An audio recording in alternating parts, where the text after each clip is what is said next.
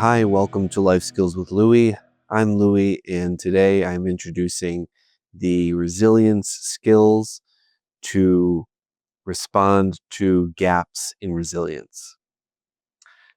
If you haven't watched the introductions to this larger section, Getting to Great, there are two of them.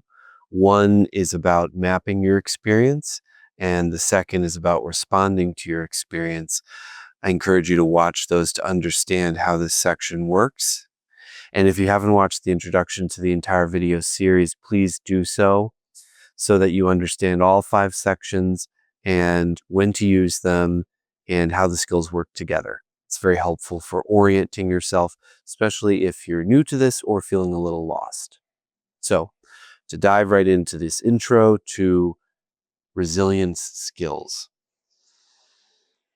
This chart I've shown before in the different introductions and throughout. It's a way to think about what we're doing in this whole section of Getting to Great. We first have our overall experience, which can feel like just a mush of things. And then we tease that apart, kind of open it up, and we talk about thoughts, events, actions, sensations, and emotions that we're experiencing in the moment. These resilience skills are the container around which all this happens. They're the skills that we've been using or not using over the last day or 2 days or even more that are building up our resilience, or if they're not being used, are decreasing our resilience and making us more vulnerable. And these skills have the acronym ABCME PLEASE. The ABC and PLEASE come from dialectical behavioral therapy, DBT, where I learned these. I added in the M and the E because I think they're also really important. So, to give a quick introduction to all of these that you'll be learning about in this section, the A stands for accumulate positive experiences, also known as having fun. Very important for humans. The B stands for building mastery, also known as having the feeling of accomplishment, which can be tricky to create, and we talk about how one creates that feeling. C stands for coping ahead, which is about thinking ahead into the future, planning, and also thinking specifically for challenging situations and envisioning a positive outcome. The M stands for mindfulness practice. Always things are coming back to mindfulness because it's really critical. And the actual practice of it, honing your skills, sharpening your mind, is very important for resilience. The E stands for expanded consciousness. The experience of expanding your awareness to include more.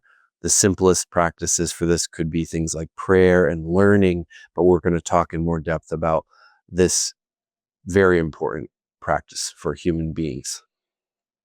The P and the L goes with this physical, stand for physical and mental health care.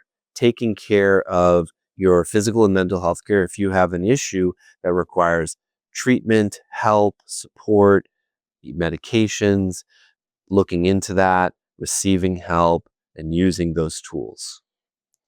The E stands for exercise in a balanced and intuitive way.